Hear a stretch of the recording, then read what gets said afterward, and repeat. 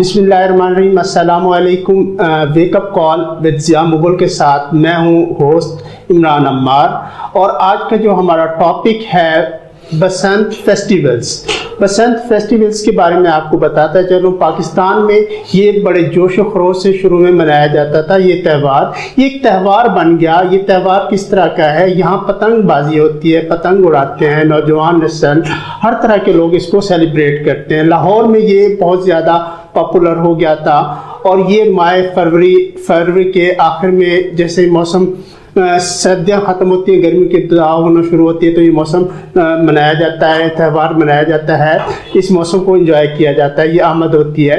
तो इसी तरह पाकिस्तान में बहुत से फेस्टिवल्स सेलिब्रेट हो रहे हैं। लेकिन इस फेस्टिवल्स को, बसंत को, हुकूमत पाकिस्तान ने बैन कर दिया था, पाबंदी लगा दी थी कि ये पतंगबाजी नहीं होगी। पतंगबाजी से क्या हुआ था ये बताता चलूँ नाजरीन को कि लाहौर में ये जो डोर होती है ये बहुत तेज़ होती है, इस पर केमिकल लगा होता है। इसके केमिकल की वजह से जब ये उड़ाते हैं, बाहर जो रोड पर लोग जा रहे होते हैं, कहीं भी जा रहे होते हैं, तो मोटरसाइकिल पर होते हैं, बच्चों के साथ किसी के साथ भी होते हैं, तो उनकी गर्दन पर फिरती है तो उनकी गर्दन काट जाती है। इसी तरह के वाक़यात पाकिस्तान में हुए हैं, तो इस पर पाबंदी हो चुकी है। हमारे साथ मौजूद हैं ज़ियाء मुगल साहब, किसी तारफ के मोहताज नहीं। प्रोग्राम है वेकअप कॉल विद ज़ियाء मुगल कि किस तरह ये वेकअप करते हैं आवाम को। इनसे पूछते हैं कि ये अब जो पाबंदी लगी है ये ठीक है, बसंत पर पाबंदी लगनी चाहिए थी, इस चीज़ को तो आप एक्सेप्ट करते हैं? देखिए, हमारी बात यह है कि अनफॉर्चुनेटली पहले तो हमें इसकी थोड़ी सी हिस्ट्री में जाना होगा कि ये जो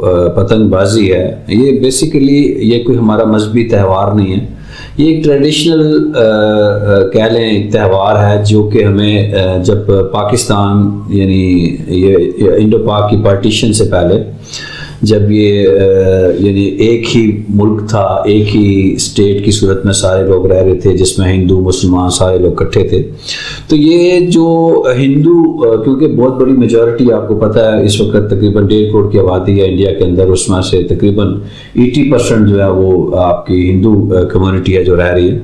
तो हिंदुओं का as their religion and as well their tradition, उन्होंने कुछ चीज़ें अपनी जो है वो हम लोगों के दरमियान छोड़ दी, क्योंकि अभी से हम इकट्ठे रहते थे, पार्टीशन नहीं हुई थी। ये जो लकीर खींची गई है इससे पहले हमारा सब जीना मरना सब इकट्ठा था, तो उसमें कुछ चीज़ें हम साथ लेकर यहाँ पर आ गए। अब वो जो त्यौहार है वो आज तक उसी रिदम के साथ हम मनाते जा रहे हैं, यानी कि हमने उसको अपनी जो लाइफ का हिस्सा बना लिया। उसके अंदर सबसे जो नेगेटिविटी जो देखने के अंदर आई कि हमारे कुछ जो यानी कहना चाहिए कि जो एडवांस माइंड के लोग हैं, लिबरल जो मेंटालिटी के लोग हैं, उन्होंने इसको एक एंटरटेनमेंट का नाम देकर कि ये हमारी भले के वो रस्म में हिंदू है और रस्म में यानी वो लोग जो हमारा जिससे कोई ताल्लुक नहीं है, तो उन्होंने इसको यानी अपनी जस्टिफिकेशन देने के लिए, एक दलील देने के लिए हमारी यानी गयूर आवाम को जो इस लाइन में है, जैसे भी वैलेंटाइन के ऊपर भी मैं आपसे प्रोग्राम कर चुका, वो भी हमारे उससे कोई लिंक नहीं है। और हमें ये कहा गया कि अगर कुछ हमारे उलमा इकराम को फिर वो इस्तेमाल करते हैं ये कहकर, ये जो लिबरल माइंड लोग होते हैं, ये इन उलमा के जरिए जो यानी पेड उलमा है, मैं हमारे ऑनरेबल जो भी मुअज़्ज़ज़ और काबिल एहतराम और बड़ी एक मुक़द्दस एक फील्ड है ये हमारे इल्म जो दीन के हवाले से जो बात करते हैं, तो उन्होंने इनको इस्तेमाल करके इन चीज़ों के ऊपर लेबल लगाया कि ये चीज़ें ना ही हराम है और ना ही हलाल है। अब हमें इसमें नहीं जाना कि ये हलाल या हराम के ज़ुमरे से हमें बाहर निकलना होगा। हमें देखना होगा कि क्या वो ट्रेडिशन हमारे कल्चर को या हमारी जो सकाफत है हमारी बतौर मुसलमान कहीं उसको तो डैमेज नहीं कर रही, उसको तो कहीं खुदा न खास्ता नुकसान तो नहीं पहुंचने जा रहा। देखिए, अब यहाँ पर तो डैमेज क्या गया, definitely the people is going on the road, तो जो डोर है उसकी गले पे कट जाएगी, तो उसकी तो डैमेज क्या, उसके ऊपर गर्दन कट जाएगी। मैं आपको बात को कंप्लीट करता हूँ। अब बात यह है कि उसको हमने नाजायज इस्तेमाल करते हुए उसे अपने कल्चर का हिस्सा बना लिया। अब बात यह है कि इसमें कोई शक नहीं है, हम मैं नहीं कहता कि भाई आप कि मैं पतंगबाजी के खिलाफ हूँ, मैं ना मुफ्ती मुफ्ती हूँ, कोई ना आलम हूँ, ना मेरे पास कोई इल्म है ऐसा कि मैं इसके ऊपर फतवा दे सकूँ, मगर मुझे ये पता है कि इसके साथ होने वाले जो इफेक्ट्स हैं दैट वर एब्सोल्युटली डेंजरस। उनके नताइज बहुत मनफी सामने आए हैं, उससे लोगों के घर तबाह हुए, उससे लोगों की माओं के बच्चे जुदा कर दिए गए। ये कुछ छोटा अमल नहीं है। आपने अक्सर टेलीविजन के ऊपर देखा होगा कि मोटर बाइक के ऊपर दो जा रहे हैं, छोटा सा बच्चा सामने बैठा और उसके बाप की और उसकी माँ के सामने उस मासूम बच्चे की गर्दन कट गई और वो बिलबिलाता अपनी बच्चे माँ बाप की यानी मौजूदगी में उन्होंने जान दी बच्चे ने। तो एक तकलीफ दे अमर है। तो मुझे ये बताएं कि ये ऐसा ट्रेडिशन या ऐसा वो कल्चर जो कि आपकी यानी आपकी औलादों को, आपकी नस्लों को यानी आप सोच सकते हैं कि अगर घर का एक नौजवान जो है वो किसी दौर की नजर हो गया तो उससे वो उसका सरमाया था, कुल कायनात थी उस खानदान की, वो खानदान उजड़ गया, उसकी आने वाली नस्लें उजड़ गई। तो एक बहुत खौफनाक अमल है। मैं ये समझता हूँ कि बतौर पतंगबाजी हुकूमत पाकिस्तान ने जो इक़दाम लिया हुआ है इस मामले में, सख्ती से पाबंदी, मगर रिट ऑफ स्टेट जो है वो इंतहाई कमजोर है। मैं जनाब शेख रशीद अहमद साहब से बराह रास्त जो है वो मुखातब हूँ और उनसे दरख्वास्त कर रहा हूँ कि खुदारा आप ये आसान है कह देना, एक वजीर दाखिला होते हुए आप ये कैसे कह सकते हैं कि लोग हमारी बात सुनते नहीं। यानी आप रिट ऑफ स्टेट को यानी दूसरे में एज वजीर दाखिला अगर आप उसको यानी इतना कमज़ोर पेश कर रहे हैं तो आवाम तो उसका नाजायज़ फ़ायदा उठाएगी। तो मेरी कल भी आपने देखा होगा हमारा एक ग्रुप है सोशल मीडिया के ऊपर, बहुत ग्रुप्स हैं जो जिनको हम वेकअप कॉल जो है वो रन कर रहा है। उस ग्रुप के अंदर भी मैंने 12 कल जो है कल एक दिन था उसमें इन्होंने सेलिब्रेट किया इस फेस्टिवल को, उसके कई ज़्यादा नुकसान हमें रिपोर्ट हुए और फिर उसके बाद यह है कि हमने बल्कि मैंने अपना इंजीनियर इफ्तिखार साहब स्पोक्समैन ऑफ पंजाब गवर्नमेंट, उनसे मैंने ज़ाती तौर पर गुफ्तगू करके उन्हें कहा कि बराए करम आप जितने भी इलाके के थाने उनको सख्ती से इंस्ट्रक्शन दें कि किसी किस्म का भी कोई अगर इस तरह का केस आपके आता है उनको किसी सूरत में भी जमानत के ऊपर ना रहा किया जाए। मगर चूंकि एक लॉबी है इसमें पीछे पीछे वही लोग जिन्होंने आपको मुझे वोट देकर ऐवानों तक पहुंचाया, अब वो मेरी मजबूरी है, अगर मैं वजीर हूँ दाखिला का हूँ या इंटीरियर का हूँ, पंजाब का हूँ, लोकल हूँ या जिस तरह का भी है, मुझे वो कॉल आनी है तो मुझे ये देखना है कि मुझे कल यहाँ से वोट मेरी बंद हो जाएगी। तो फिर मैं लामहला जो है वो उसकी बात को सुनते हुए खुद ही SHO को टरूं, क्योंकि SHO की कोई जरूरत नहीं है कि उसको एक वजीर फोन करे और वो आगे से इनकार कर सके। तो मुझे ज़ाती तौर पर हमें सहाफ़ियों को हमें कॉल्स आती हैं जी हमारा भतीजा भांजा भाई बाप जो है उठा कर ले गए हैं तो प्लीज़ जो है आप थानेदार को टेलीफोन करें। तो ये हमें खुद को भी बदलना होगा, हमें अपनी सोच को बदलना होगा। इस तरह जो है वो हम Do you want to say change the system? Do you want to say about change the system? How we can change the system? System को चेंज करने के लिए बेसिकली आपको देखना होगा आपकी तारीख क्या है।